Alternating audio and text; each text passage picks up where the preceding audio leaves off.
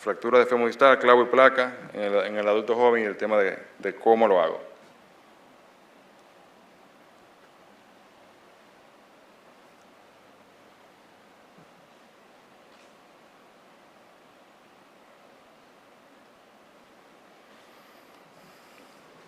Bien. Entonces,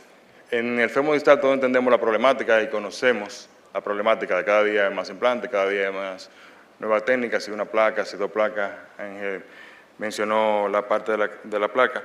Y es que definitivamente hay una tasa muy alta de las no uniones y de revisión que va desde un 30% a un 50%. Y en vista de esto, con el paso del tiempo se han ido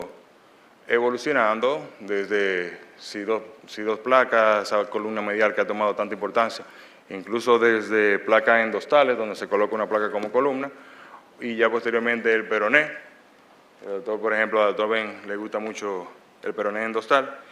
y el clavo que vino ahora mismo a sustituir toda esa parte por las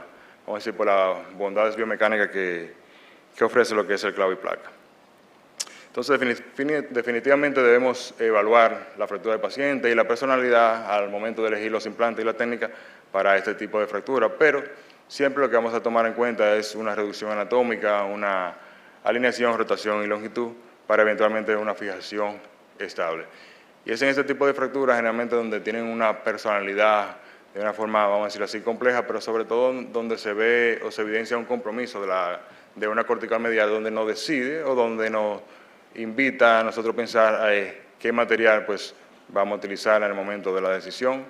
y el tratamiento. Entonces, es muy importante siempre la valoración de estos fémur distales, la radiografía AP, la parte blanda, tomar en cuenta la radiografía en tracción, a veces en ayuda, siempre es bueno realizar obviamente como dicen el clásico, una radiografía por arriba y otra por abajo de cada articulación, porque podemos encontrar una sorpresa como en este caso, donde lo operan un clavo retrógrado, pero se olvidaron que tenía una cadera, o no se dieron cuenta que tenía cadera. La tomografía es muy importante, porque la tomografía nos ayuda a evidenciar esos trazos coronales que de pronto pueden pasar desapercibidos.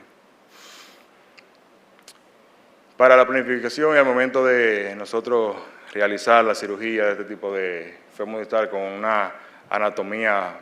peculiar, donde hay una fuerza deformante y una forma geométrica del fémur de por sí que nos compete mucho a nosotros como cirujanos y que también nos limita, donde es el eje anatómico y el eje medial. Debemos tomar todo eso en cuenta al momento de realizar la reducción. Podemos ayudarnos de múltiples técnicas. Definitivamente esta fractura, cuando llegan a ser unas fracturas articulares, debemos hacerlo bajo una reducción directa, porque lo que queremos es conseguir y restaurar una congruencia articular con una restauración y alineación de la diáfisis. A veces en ocasiones hay que usar uno o más implantes y utilizar todo lo necesario que podemos utilizar desde un abordaje, desde un distractor, desde chanes, un rollito por aquí abajo para todo eso, todos los técnicos y todos los tips and tricks que está documentado para poder realizar una buena fijación y eventualmente conseguir una buena reducción. Entonces, a lo que nos compete, como les decía, de estas fracturas bien complejas, con una comunicación de la cortical medial, donde sí entendemos que por el grado de comunicación podemos utilizar dos placas, o deberíamos utilizar dos placas por una comunicación tan importante, y en este caso manejamos a este paciente con una fractura, pero con una reducción de clavo y placa, o este otro paciente, y aquí hacer un pequeño acápite, porque cuando estos casos ya hace como tres años, en un congreso también regional del norte en Puerto Plata lo presentamos, porque inicialmente al hacer estos clavos no teníamos nosotros en República Dominicana clavos con diferentes bloqueos tan distales y direccionales o multidireccionales para poder fijar el segmento corto de hueso y poder hacer la combinación, a menos que sean fracturadas un poquito metafisaria más alta, un poquito más extrasarticulares. Entonces, lo que yo inicialmente utilizaba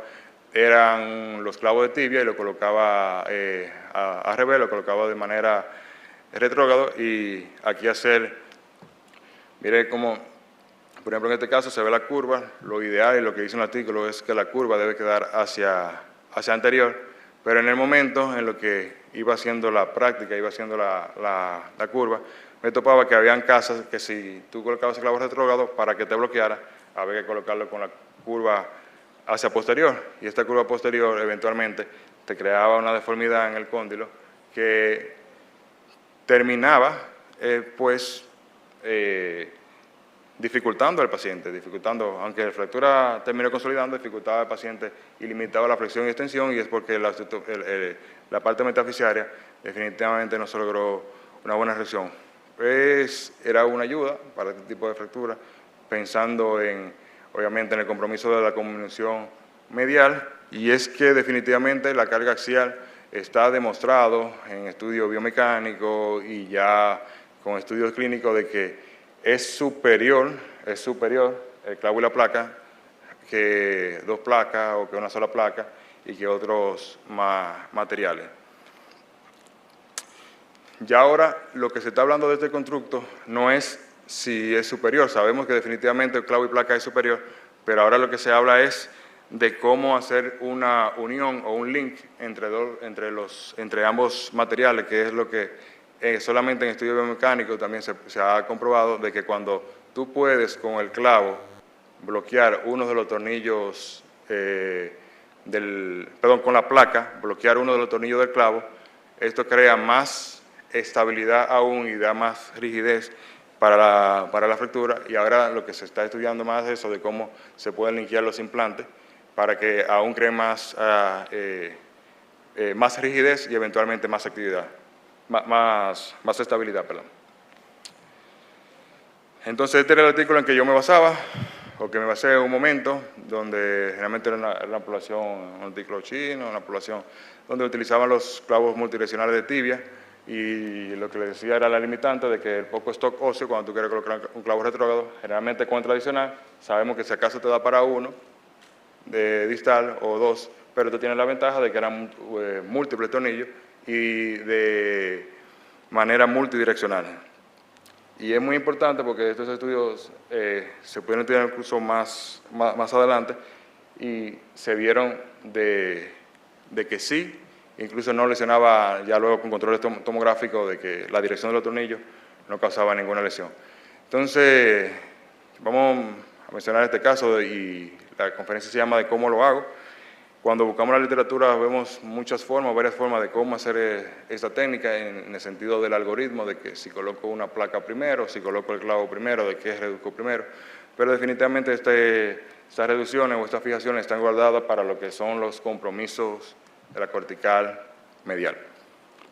Bien, entonces aquí vemos al paciente. Inicialmente mi approach o mi forma de enfocar a este paciente es un paciente de cúbito supino, donde coloco la placa primero para que me ayude con la reducción, mantener la alineación, la rotación, la longitud de la fractura, y a veces con tornillos unicorticales, que más tarde lo puedo cambiar. Y algo que quiero mostrar aquí también en esta imagen, mire algo cómo ocurre, mire cómo está la traslación de la cortical medial, y una vez ya pasando el clavo, mire cómo se alinea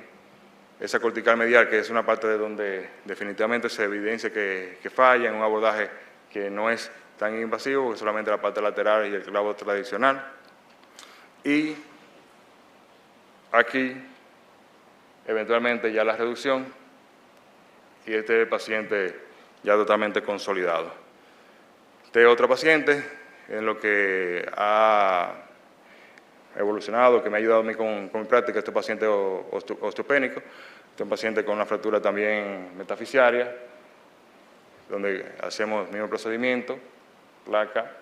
clavo, en este caso un clavo más largo. Esta es la reducción final. Y este caso lo quiero presentar porque este caso no lo hice yo, este caso lo hicieron los muchachos del Cabral, donde la técnica la hemos podido reproducir ya a nivel de hospital,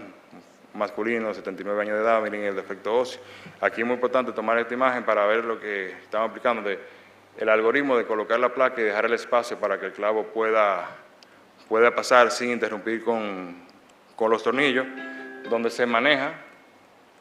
con injerto autólogo y injerto heterólogo también. Igual otra vez, muchacho, en el transquirúrgico. Este paciente del postquirúrgico inmediato también tenía la fractura de patela, un abordaje mínimamente invasivo. Y aquí el paciente con datos ya de consolidación, 22 de mayo. Este paciente, sí, 79, esos son los nuevos 40. Y donde yo he visto también que definitivamente ha cambiado mi práctica y me ha ayudado bastante es en las revisiones de los casos de no unión. Este paciente, que podemos hablar de la fijación, de si fue una fijación rígida o no, es un masculino de 45 años con 1 año y medio de 2 cirugías. Esa fue la primera imagen que la pude conseguir, así lo recibo, y eventualmente sabemos lo que va a pasar con una estabilidad un poquito rígida, si se quiere, aunque sí bien alineada, y es que la placa se rompe. ¿Bien? Sabemos que hay muchos tornillos, corto brazo de palanca y longitud de trabajo igual. Y lo revisamos igual. En este caso, como tenía el paciente varias cirugías, pues me ayudé del sulfato de calcio, proteger, el poder de osteoinducción y osteoconducción que tiene esta sustancia. Este es el paciente aquí consolidado, este paciente haciendo la marcha. Señores, yo operé la rodilla derecha, la izquierda, él viene con eso de fábrica, la izquierda está operada, y muchas gracias.